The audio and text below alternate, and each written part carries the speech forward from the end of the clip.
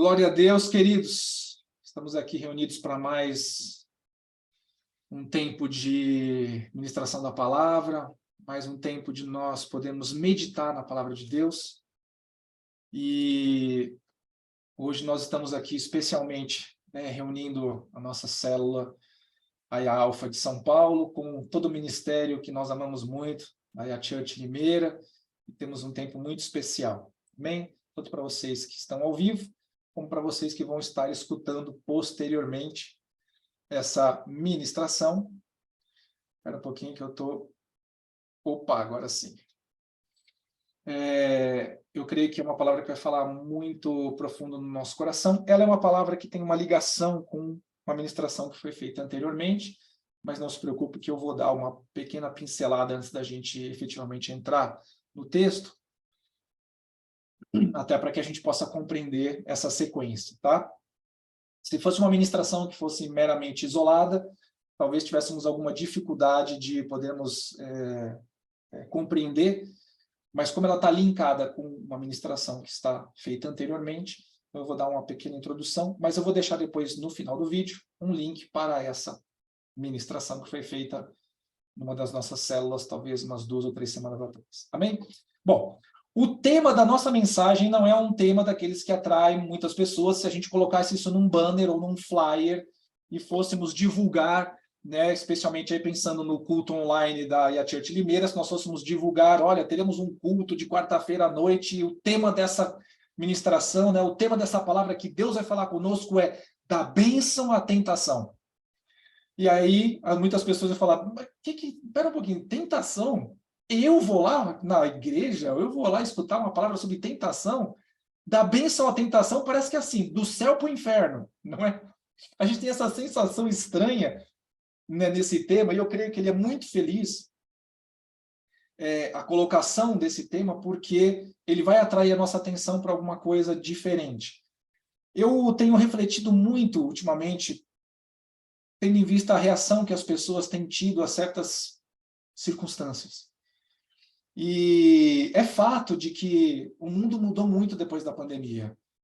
E realmente nós experimentamos e estamos experimentando nos dias de hoje as pessoas boas extraindo coisas ainda melhores do seu coração. E as pessoas que carregam muitas coisas dentro delas, estão extraindo muita coisa ruim também. Então, eu tenho essa concepção de que as pessoas hoje, mais do que anteriormente, estão tendo ainda mais dificuldade de compreender a pessoa de Deus, a personalidade de Deus, o caráter de Deus. Nós, gente, pela nossa própria limitação humana, temos que trazer uma figura ou imaginar alguma coisa sobre Deus, porque nós estamos falando de alguém que se manifesta em espírito, então os nossos olhos não veem. Alguém que fala em espírito, nem sempre os nossos ouvidos ouvem, embora tem pessoas, é claro, que têm experiência de ouvir o próprio Senhor falando. Mas por conta disso, a gente acaba trazendo alguns modelos do que seria Deus, Nós costumamos ouvir aquele jargão, Deus é bom o tempo todo Deus é bom. E nós tentamos fazer uma figura do que é um Deus bom. E mesmo para quem lê a Bíblia, acaba se formando alguma coisa nesse sentido de não, Deus não faria isso porque Deus é bom. E quando a gente fala da bênção à tentação, parece meio incongruente. Não está ao contrário isso, Carlão? Não deveria ser da tentação à bênção? Não, é da bênção à tentação mesmo. Nós vamos quebrar alguns paradigmas daquilo que nós achamos que Deus é, porque Deus quer nos revelar como Ele é efetivamente, e as coisas que nós, às vezes, podemos até não entender sobre a personalidade de Deus, nós devemos confiar que, embora nos traga talvez alguma estranheza, aquela é a melhor personalidade que existe, porque Ele é perfeito. Ele é perfeito, Ele não erra em nada. Eu costumo falar para o pessoal da célula, deve ter muitas ministrações aí gravadas no canal, que falam sobre isso, será que as pessoas não acabam questionando, por que o Deus de amor deixou com que Paulo fosse decapitado? Paulo, como assim Paulo foi decapitado? Na verdade, eu acho que Paulo não deveria nunca ter morrido. Deus poderia ter dado ali um corpo especial para ele, e Paulo estaria pregando até os dias de hoje, porque é um cara que foi, sabe, um norteador, ele foi um cara diferente realmente. Mas você vê, Paulo foi decapitado, Pedro foi crucificado de ponta cabeça, Estevão foi apedrejado. E aí, se você olhar por esse aspecto, e meramente com uma concepção humana, você começa a questionar. Mas é justamente nessa hora que nós devemos confiar. Deus tem um projeto e tem um plano que é muito, mas muito, mas muito além disso que nós vivemos aqui. Porque para algumas pessoas, isso aqui é tudo. E tudo que elas conquistam aqui, né, a sua posição, o seu status, o dinheiro, os recursos, é tudo o que elas têm. Mas isso não é nada. E isso aqui que nós vemos também não é nada. Quando eu falo não é nada, no sentido de é tão efêmero, é tão rápido. Né? A própria Bíblia descreve esse tempo que nós vemos aqui como a vida do homem como sendo um vapor, uma fumaça, né? Uma nuvem que aparece e logo se desfaz, porque é muito rápido. Amém? Então, uma das coisas que essa palavra vai quebrar em nós é talvez, alguns paradigmas que nós tenhamos da pessoa de Deus, ou coisas que nós entendemos que Deus é e nos apoiamos nisso. Amém? E o mais tremendo de tudo isso é que essa palavra vai se referir a como Deus tratou a Jesus, o seu filho, como sendo um modelo daquilo que nós também passaríamos. Não como algo negativo, porque Deus nos ama demais e algumas coisas são necessárias nesse processo para que nós possamos conhecer a profundidade do seu amor. Nós falamos numa célula passada sobre o processo de obediência de Jesus, que ele se submeteu a uma obediência, e quando eu falo essa obediência, não no sentido dele ter pecado, porque se ele tivesse pecado, nós estaríamos perdidos. Porque somente aquele que não tinha pecado, o perfeito, poderia ser sacrificado pelo imperfeito. Não havia nenhum homem perfeito. Então Deus se fez homem para que isso fosse possível. E a sequência desse evento, porque nós estávamos falando exatamente disso, quando Jesus chega para o batismo. E ele vem para o batismo junto a João, e ele é o único cara que chega no batismo de João não precisando do batismo. Lembrando que o batismo nas águas é o batismo do arrependimento. É aquele que nós mostramos para o reino espiritual e mostramos para o reino físico que nós entendemos que somos pecadores. Quando nós descemos nas águas, nós estamos dizendo, eu sou pecador, mas eu creio que o Senhor é meu salvador. Porque o batismo não salva, mas o batismo é a confissão da sua fé. E Jesus foi lá no batismo de arrependimento, não precisando se arrepender de nada, e se submeteu por obediência. E na sequência a gente vem esse texto que nós vamos entrar para, enfim, falar sobre o tema de hoje, que é da bênção à tentação. O nosso texto-chave, né, o texto principal, está no livro de Marcos, no capítulo 1, versículos 12 e 13. Tá bom? O Evangelho de Marcos, capítulo 1, versículos 12 e 13. E assim diz a Sagrada Escritura. E logo o Espírito o impeliu para o deserto.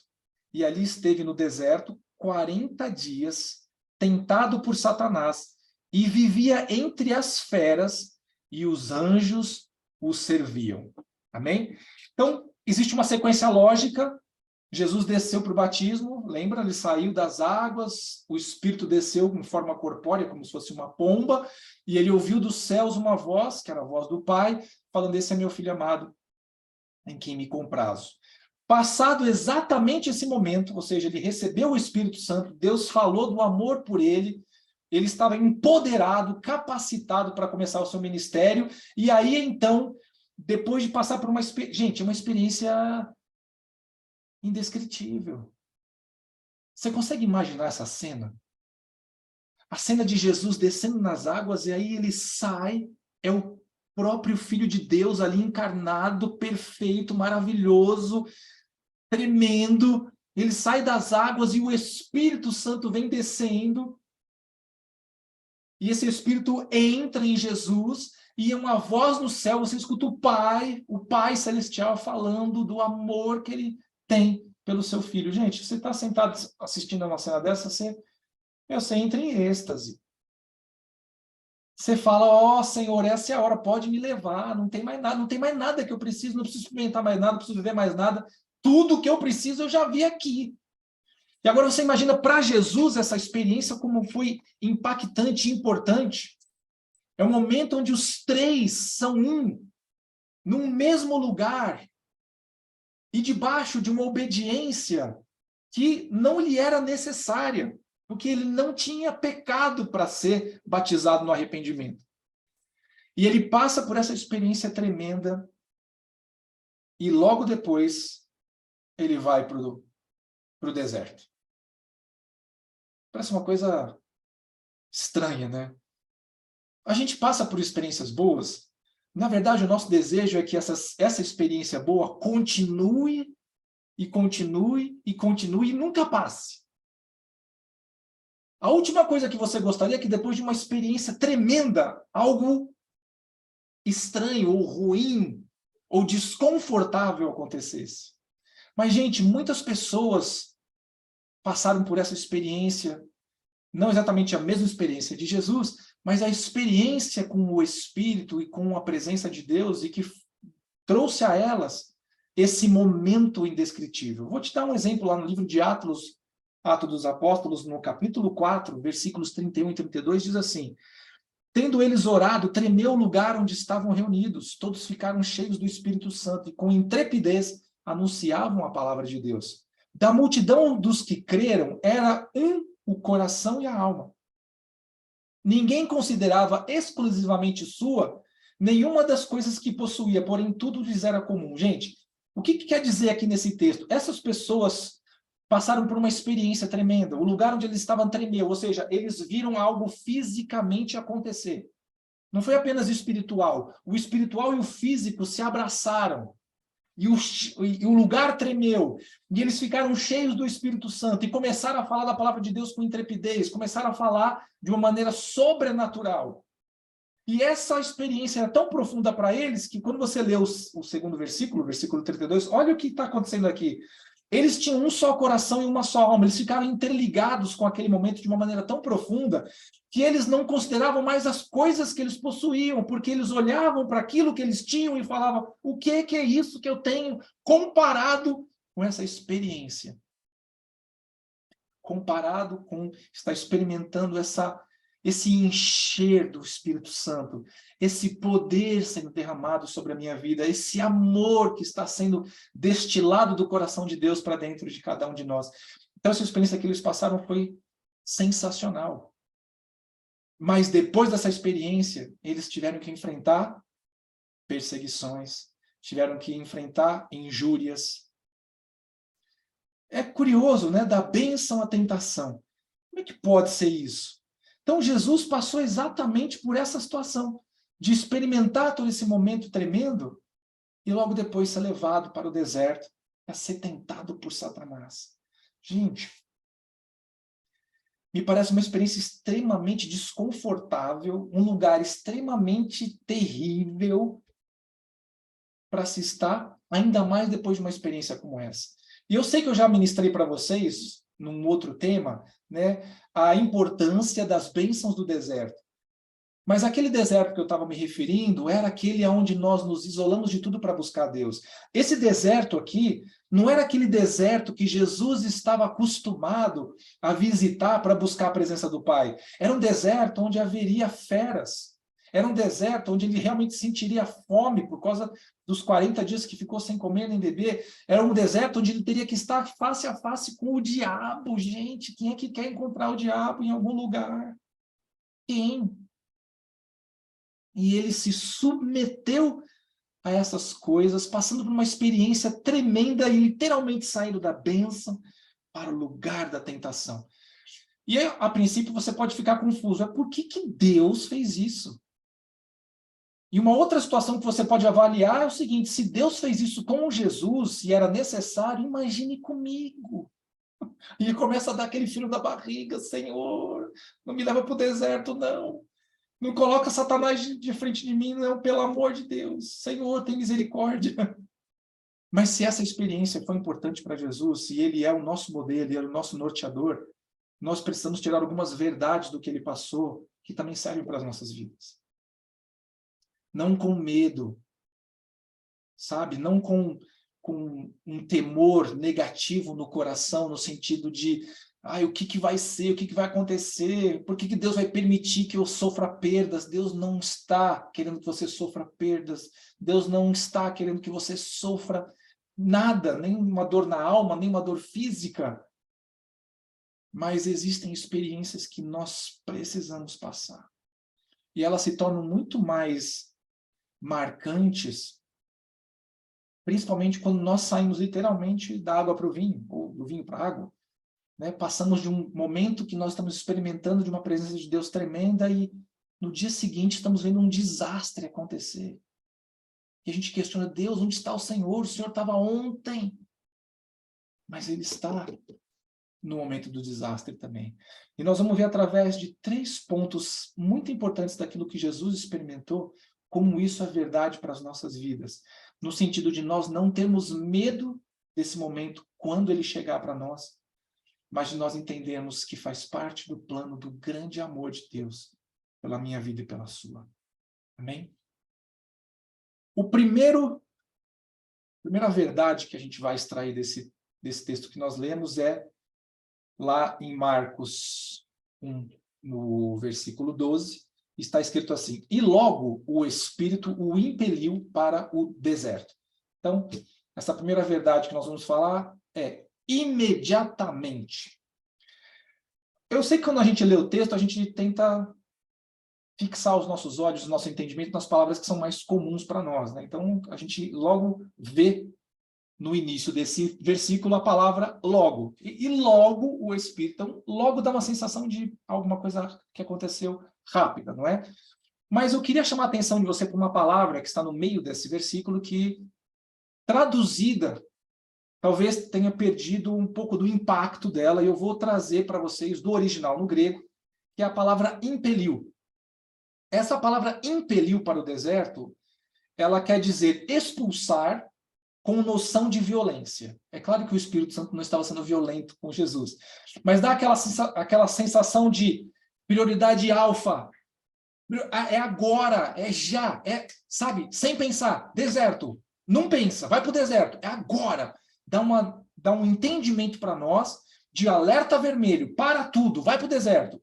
É a primeira coisa que você tem que fazer. Você não pensa em nada, você só pensa que você tem que ir para o deserto. Era algo de extrema importância e era algo que devia ser feito imediatamente. Não podia esperar. Eu sei que às vezes a gente fica pensando, puxa, mas Deus é o Senhor do tempo. E Ele tem o controle de tudo nas suas mãos. E existem essas situações onde há uma certa urgência da parte de Deus, porque urgência parece que é alguma coisa que não foi tratada com o devido cuidado e agora se tornou urgente. Gente, isso funciona para mim e para você, que somos imperfeitos. A gente tem coisas para tratar no caráter de urgência, às vezes, não sempre, tá? Mas às vezes porque faltou alguma coisa que nós tínhamos que preparar antes, não fizemos, e agora tem que ser feito com urgência. Deus não faz assim, ok? A urgência de Deus não tem nada a ver com Ele não ter preparado alguma coisa, mas sim com a noção que Ele quer nos dar da importância daquele evento. Amém? A noção da importância daquele evento. Uma das coisas que Deus sabia que o seu filho precisava, encarnado, vencer, seria sobre os seus próprios desejos, sobre ele ter autoridade sobre si mesmo. Pode parecer estranho eu estou falando isso para você. Mas lembra que eu falei da obediência? Ele se submeteu ao batismo do arrependimento sem ter pecado? Aqui, gente, eu não estou falando da obediência pelo que é certo ou pelo que é errado. Jesus não está nesse nível de conversa do certo e errado. Ok? Isso estou eu e você. Ele está no nível do só certo. Mas ele precisava ter domínio sobre a sua própria vontade para que ele não deixasse o plano pela qual ele mesmo se propôs a fazer. Deixa eu explicar de uma maneira mais simples. Imagina que Jesus está ali no Getsêmani. Você conhece esse texto? E vem a guarda, né, dos religiosos daquela época, né, e vem para tomá-lo, para levá-lo e ser julgado por aquilo que eles acreditavam, aqueles religiosos, que ele estaria fora da vontade de Deus. Ele não tinha pecado nenhum, ele não estava infringindo nenhuma lei, nenhuma. Ele estava, na verdade, cumprindo a lei até, que eles não conseguiam entender. E naquela hora, por ele estar totalmente certo, nós não estamos falando de uma questão de se ele estava desobedecendo ou obedecendo. Ele estava totalmente em obediência, mas ele poderia ter invocado uma legião de anjos e ter eliminado os inimigos ali. Ele podia. A Bíblia fala que todos pecaram e destituídos estão da glória de Deus. Então, Jesus estava diante de uma série de homens pecadores, até os seus discípulos. Ele tinha poder para perdoar. Era obrigatório ele nos perdoar?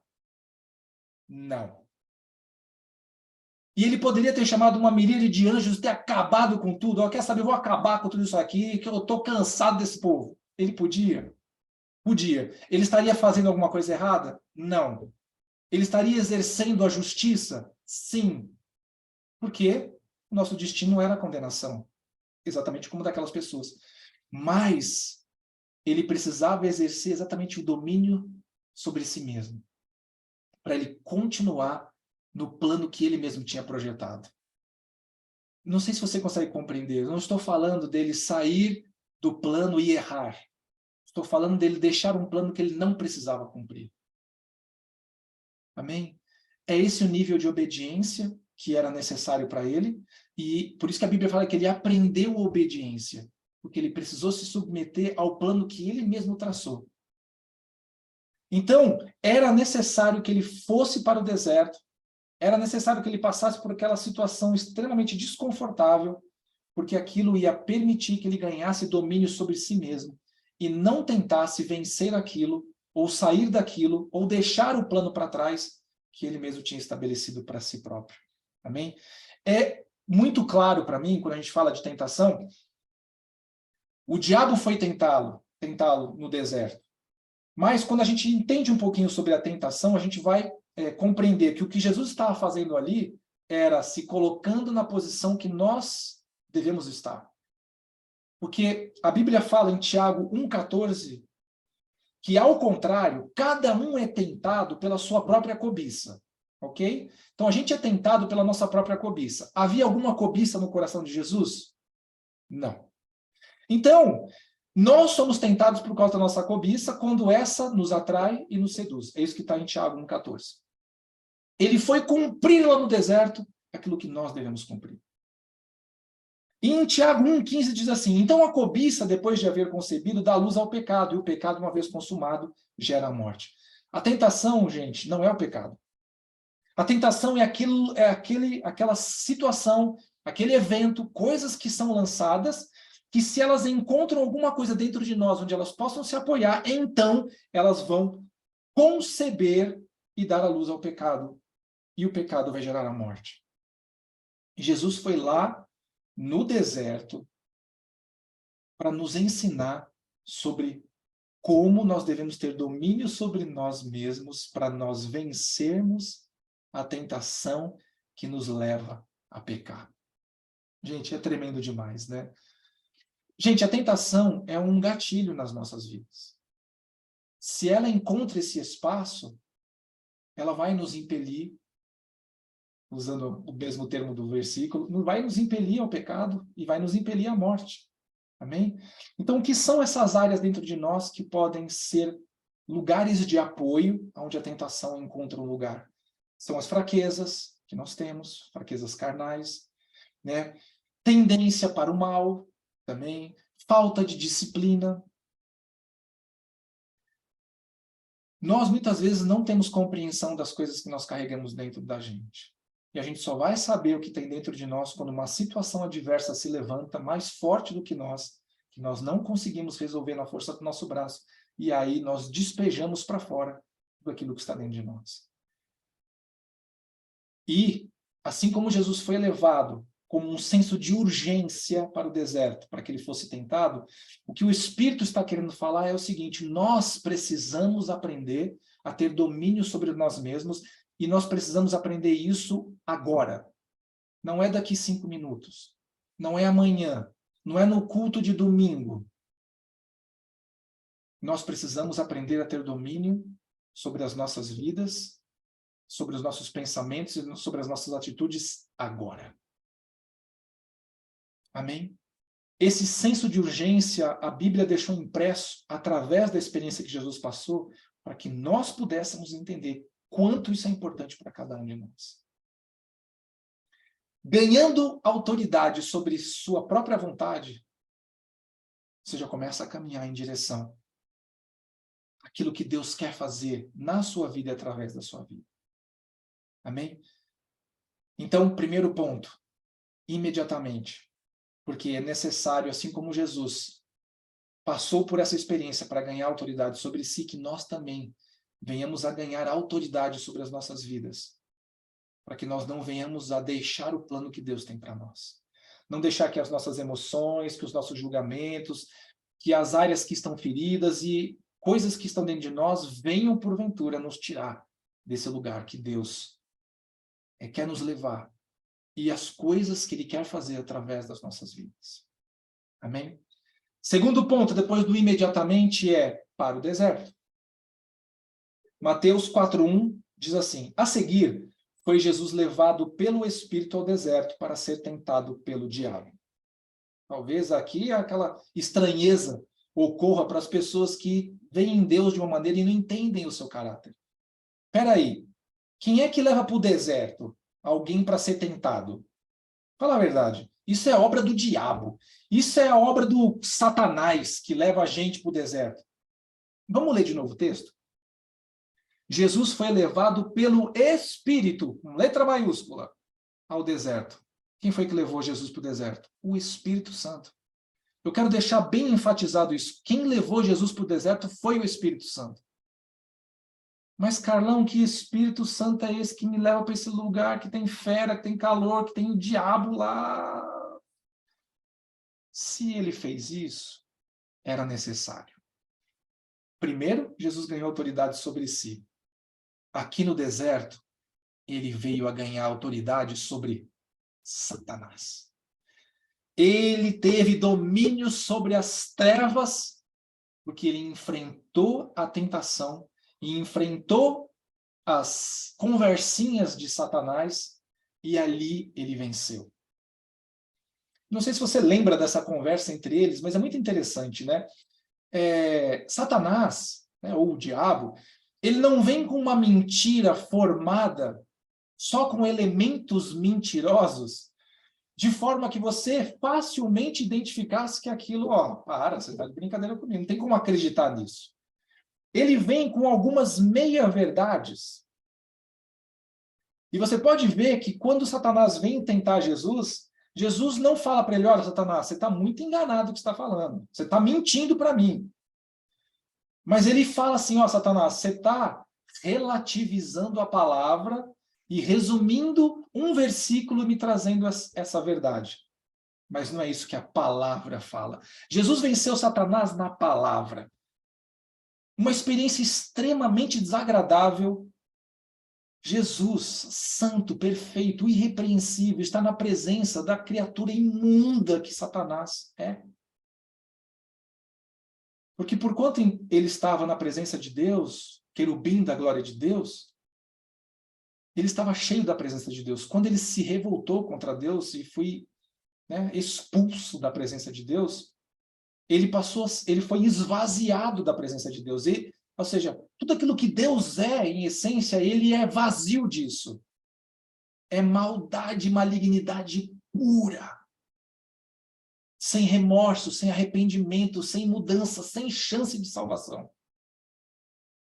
Agora você imagina para a pessoa de Jesus, perfeito, maravilhoso, está diante de uma criatura como aquela. Gente, nós que somos seres humanos falhos e às vezes muito arrogantes, muito soberbos, né? Tem pessoas que se limitam ao nível de pessoas que vão se comunicar. Tem pessoas que não entram na presença de outros tipos de pessoas. Eu não estou falando de pessoas ruins, estou falando de pessoas simples, por exemplo. Esse tipo de pessoas não tem como eu me relacionar. São pessoas muito simples. E aqui a gente não está falando de dinheiro ou de status, a gente está falando aqui de poder, de excelência, de majestade. E Jesus teve que se colocar naquela situação de estar de frente com aquela criatura asquerosa. Hein? mas ali ele ganhou domínio sobre as trevas. Olha o que diz no livro de Tiago, ou na carta de Tiago, capítulo 4, no versículo 7. Sujeitai-vos, portanto, a Deus. Submetei-vos a Deus, mas resisti ao diabo, e ele fugirá de vós. Resistir o diabo. Aqui não está falando para você resistir à tentação. Amém? Tentação a gente não resiste. Você foge, você vence. Você não fica trocando figurinha com ela. Tenta mais um pouquinho que eu vou ver se até onde eu aguento. Você não faz, não brinca com isso. Amém? Mas o diabo você resiste. Como é que você resiste o diabo? Na palavra. A estratégia que ele teve com Adão e Eva é a mesma estratégia que ele tem nos dias de hoje. Ele não é criativo. Ele é repetitivo. A sua maneira de operar é a mesma. Sempre foi a mesma. Mas nós só conseguimos entender. É claro que falando isso eu não estou minimizando a ação dele. Porque se a ação dele fosse uma ação boba, ninguém tinha caído, gente. Agora, pensa um pouquinho. A Bíblia fala que ele, quando se rebelou contra Deus, ele ainda conseguiu convencer 1/3 dos anjos a vir com ele. Meu, o cara que convence 1/3 de anjos que estão na presença de Deus a vir com ele para se isolar de Deus, para ficar vazio, para viver no inferno, né, para viver, né, na ausência total da glória de Deus, o cara não tem uma conversinha fraca. Mas é a mesma. Ele vai sempre tentar relativizar a palavra de Deus. E ele vai tentar jogar isso na sua mente, que são as setas inflamadas. E você só consegue ganhar autoridade sobre ele quando você vence essas tentações, você não cai no pecado e não permite que essas palavras frutifiquem na sua mente. Você não vai deixar coisas imorais entrar na sua mente e ficar lá fervilhando. Você não vai deixar pensamentos iracundos entrar na sua mente e aquilo ficar fomentando raiva dentro de você. Você não vai permitir que pensamentos, né, de querer conquistar coisas a qualquer custo entrem dentro da sua mente e você fique, agora eu vou enganar quem? Eu vou passar por cima de quem? Eu vou atropelar alguém para ganhar aquilo. Você não vai permitir, porque você vai matar a ação dele aqui. Quando nós pecamos, nós abrimos uma brecha espiritual, nós abrimos uma legalidade para que ele possa vir. Porque permitimos que o pecado entrasse e ele gerasse a morte. Entenda como é sério isso. Então, ir para o deserto, ser tentado, tinha um propósito. Deus não estava nem um pouco feliz de ver Jesus ter que passar por essa experiência tão ruim, no sentido de ser desagradável.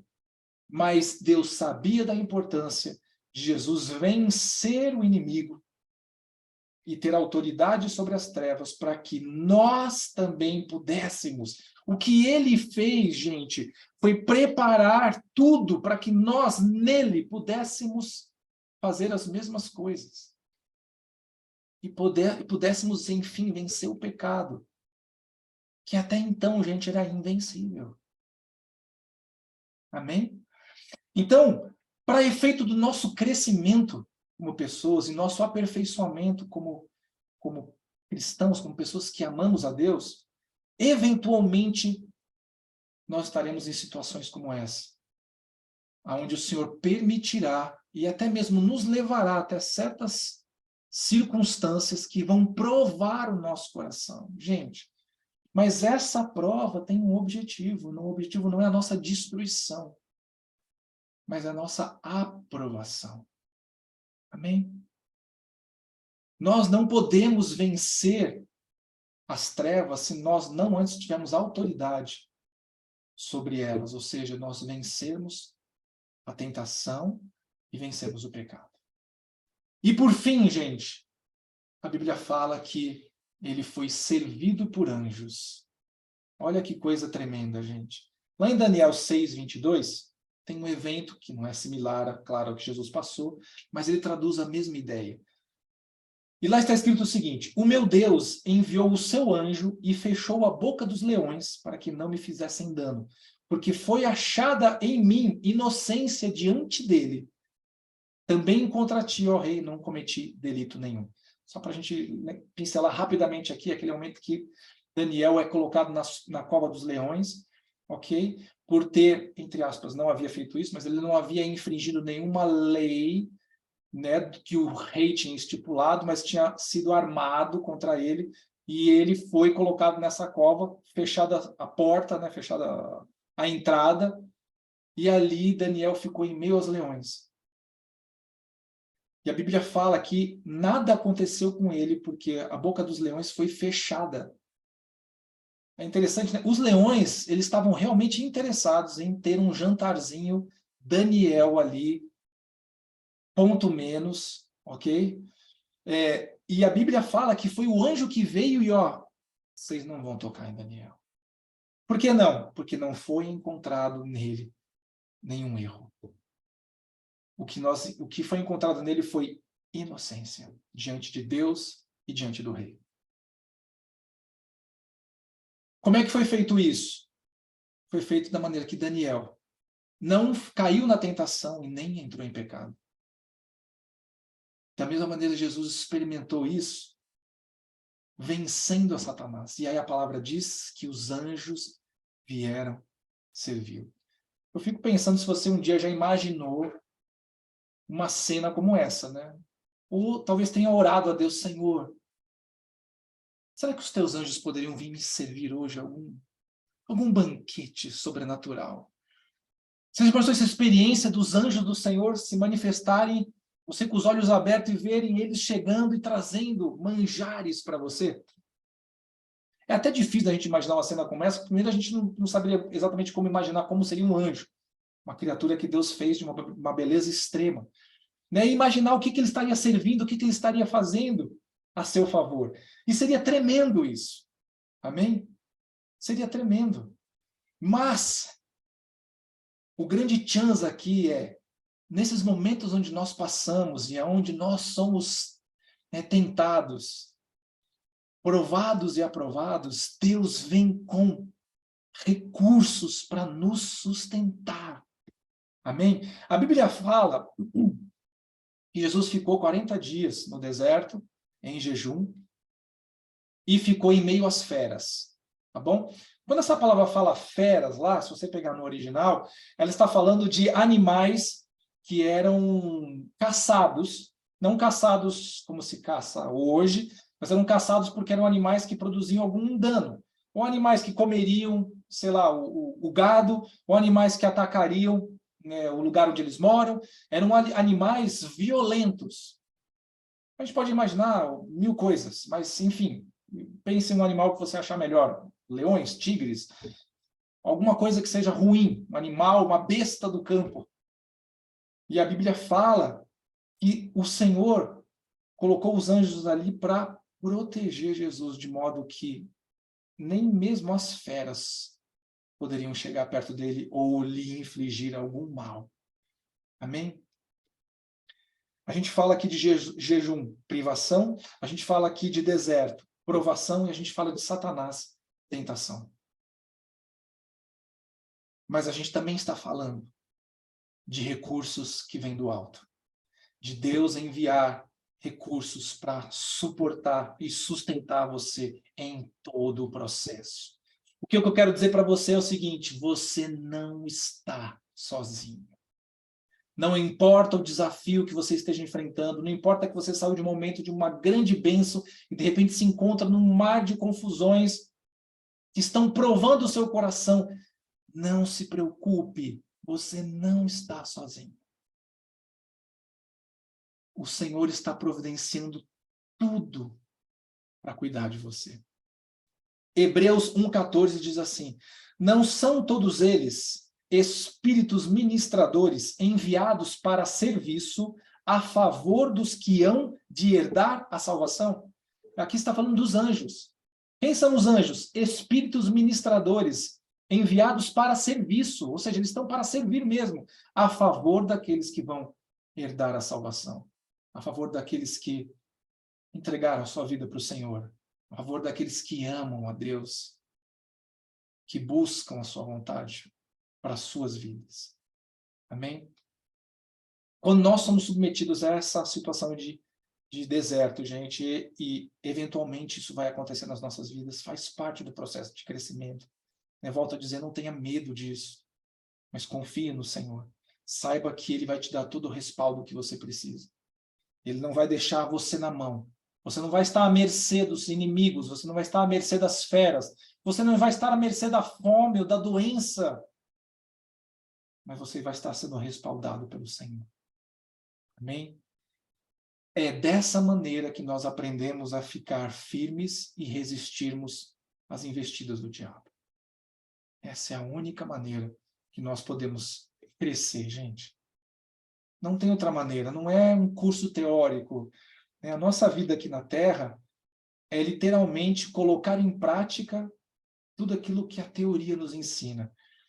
Com a diferença de que a teoria, é claro, é a palavra de Deus, mas é uma teoria viva, que produz em nós mudança. Mas a nossa prática é o dia a dia e as provas que nós passamos. Amém? Essa experiência talvez seja bastante contundente em novos convertidos. O novo convertido, gente, e não porque ele é um novo convertido, mas talvez porque com o tempo a gente vai talvez dando menos importância, ou a gente vai achando mais normal, né, esse nosso relacionamento sobrenatural. Mas o novo convertido está tendo uma experiência de ter um relacionamento sobrenatural que antes ele não tinha. Então, além de ser algo novo, é algo tremendo. Continua sendo tremendo toda a nossa vida, só que deixa de ser algo que a gente nunca tinha experimentado antes. Passa a ser coisas novas, mas sempre espirituais. Então, o novo convertido tem essa experiência, ele entrega a vida para Jesus e ele está louvando, ele está vibrando, sabe? Ele não liga para as dificuldades, parece que está tudo mil maravilhas. O mundo todo foi transformado instantaneamente. Quando ele entregou a vida para Jesus, o mundo foi transformado e virou um mar de rosas, que não é verdade, ok? Mas é a sensação que ele tem. E logo depois desse momento, ele começa a passar por uma série de dificuldades e provas e coisas que dão errado. E, meu Deus do céu, parece que eu saí literalmente da bênção para a tentação. Mas faz parte do processo de crescimento, amém? Se Deus passou Jesus por essa situação, por essa prova, para que ele pudesse vencer, e para que nós pudéssemos, no norteador que ele é para nós, vencermos também, então é algo que vai acontecer nas nossas vidas e nós precisamos ter esse discernimento e, ao mesmo tempo, a confiança, o quebrantamento no coração. Amém? Isso não é para nossa destruição, mas é para o nosso crescimento. É assim que nós vencemos o maligno. Não tem como a gente vencer uma batalha, e eu acho isso muito legal, as pessoas falam, né? Senhor, me dá a vitória, Senhor, me dá a vitória. Todo mundo quer a vitória, mas ninguém quer entrar numa batalha. Eu fico imaginando, como é que a gente pode ter uma vitória se a gente não tem a batalha? Tipo, é como se fosse um time de futebol. Como é que eu vou ter uma vitória no jogo se o jogo não existe? Você imaginou o time no vestiário, Senhor, nos dá a vitória, nós queremos ganhar hoje, e não tem jogo nenhum. Não tem jogo, não tem vitória. É exatamente assim conosco também. Vão haver momentos onde nós vamos passar por esses tempos desconfortáveis. Mas entenda que é o agir de Deus produzindo em nós a mudança que é necessária para que nós possamos vencer as tentações, para que nós possamos ter autoridade sobre o adversário, que nós vencemos o pecado.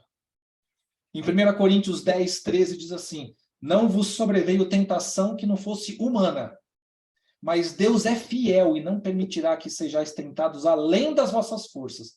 Pelo contrário, juntamente com a tentação vos proverá livramento, de sorte que a possais suportar. Amém? Isso é Deus se movendo na sua direção, para te dar todo o respaldo que você precisa para que você possa vencer. A vida cristã, a nossa caminhada de fé, ela é uma caminhada que é provada diariamente, gente. A Bíblia fala como o ouro é provado no fogo. Para o ouro ser provado no fogo, gente, significa que ele é colocado numa temperatura altíssima, e para o ouro é desconfortável. Por que é desconfortável? Porque ele estava sólido e ele fica líquido. No que ele fica líquido, as imperfeições que estavam incrustadas nele como sólido se desgrudam. E você consegue separar o que é ouro do que a impureza. Amém. Deus te ama profundamente. E Ele está vendo em você uma pessoa que nem você mesmo sabe que existe. Porque Ele consegue enxergar uma obra completa na sua vida que você hoje não consegue ver. Então não temas esses momentos onde você vai ser colocado no limite. Ele vai te dar condições de você vencer. E você precisa vencer, porque é assim que você ganha domínio sobre você, domínio sobre o adversário. E é dessa maneira que você vê o agir sobrenatural de Deus cuidando da sua vida. Amém? A palavra de hoje não é exatamente aquela palavra que todo mundo gosta de ouvir, que Deus vai te abençoar, te fazer multiplicar, e vai vir toda sorte de coisas tremendas na sua vida. Mas entenda que para as bênçãos vir, nós precisamos estar no lugar certo, na hora certa, o nosso coração precisa estar da maneira correta. E existem momentos onde nós vamos ter que passar por esse deserto, que não é um deserto abençoado, não. É um deserto de prova, é um deserto extremamente desconfortável. Mas no final dessa experiência, você vai se levantar vencedor. Você vai se levantar vencedora. E as obras das trevas não vão ter poder sobre a sua vida, porque você tem autoridade. Autoridade se ganha na prova. Amém? Eu queria que você fechasse os seus olhos, eu quero orar pela sua vida. Eu queria que você primeiro trouxesse a sua lembrança de alguma área na sua vida que você não tem domínio. Talvez você não consiga deixar de mentir. Talvez você não consiga deixar de enganar as pessoas. Talvez você não consiga deixar de fazer coisas imorais. Talvez você não consiga dizer não para alguns pecados e algumas tentações que você, às vezes, passa.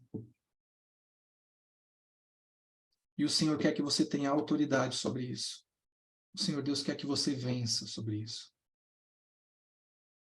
Se você está lembrando de alguma coisa onde você tem falhado, que você não tem conseguido manter o seu domínio, mas tem deixado extravasar a essência humana decaída, que produz destruição. Algumas coisas produzem destruições só dentro da gente. Outras produzem destruição fora da gente. E outras dentro e fora. Se você está se lembrando de alguma área que você não tem conseguido vencer, que na verdade você tem ido para esse deserto, e lá no deserto Satanás tem esfolado você vivo. Esse é o dia que você vai entregar isso para o Senhor. Esse é o dia que você vai pedir para o Senhor a vitória onde você tem sido derrotado. Eu queria que você orasse comigo e repetisse da seguinte maneira: Senhor Jesus, eu compreendo hoje porque algumas coisas o Senhor passou para iluminar a minha vida. E para que eu soubesse que eu também preciso ter domínio e preciso vencer o pecado, para que o meu adversário não tenha autoridade sobre a minha vida. Mas nessa área, Senhor, onde eu tenho fraquejado, nessa área onde eu não tenho domínio, nessa área onde o meu adversário tem acabado comigo, eu te peço, meu Deus, em nome de Jesus, me dá a vitória hoje. Eu quero me submeter a Ti, Senhor. Eu quero Te obedecer a despeito dos meus sentimentos. Eu quero declarar que a Tua verdade é maior do que aquilo que eu sinto. Eu quero Te entregar as minhas emoções, eu quero Te entregar o meu coração, eu quero Te entregar a minha vida. Para que o Senhor viva em mim e eu possa vencer enfim, aquilo que tem me afastado da tua presença, aquilo que tem tirado as minhas forças. Senhor Deus, eu quero a tua vitória, em nome de Jesus, em nome de Jesus. Fique de olhos fechados ainda, eu quero orar pela sua vida. Senhor Deus, graças eu te dou pela tua palavra. Mas, Senhor Jesus, graças eu te dou pela tua vitória. Todas as coisas que o Senhor enfrentou, para que nós fôssemos mais que vencedores. Eu sei que, eventualmente, Senhor, vamos passar por momentos difíceis que vão extrair aquilo que existe no nosso coração, ou de melhor ou de pior. Mas eu te peço, Senhor, que não me poupa de nenhum momento. Nem poupa, Senhor Deus, os meus irmãos de nenhum momento que nos faça crescer. Senhor, nós precisamos amadurecer e, enfim, conhecer esse amor que o Senhor tem por nós. Por isso eu te peço em nome de Jesus, dá força para os meus irmãos. Nos dá força, Senhor Deus, para nós vencermos. Nos dá, Senhor Deus, poder e autoridade sobre nós mesmos e sobre o pecado. Para que o adversário não tenha nada para falar. Para que ele não encontre um lugar onde agir. Nenhuma legalidade que possa fazer, Senhor, nos tocar. Mas, Senhor, em nome de Jesus, nos aperfeiçoa, nos faz crescer, nos faz amadurecer para a tua honra e glória, meu Deus, em nome de Jesus. Nós tomamos posse, Senhor, nessa noite, daquilo que Jesus conquistou nesse deserto e nessa tentação diante de Satanás. Nós tomamos posse disso, Senhor, para também nós vencermos como nosso Senhor venceu. E vencer, Senhor Deus, para a glória do teu nome. Para que o teu nome seja conhecido através das nossas vidas, em nome de Jesus. Em nome de Jesus. Aleluia, gente. Glória a Deus. Eu vou encerrar a gravação agora para a gente poder somente finalizar aqui a nossa reunião. Amém?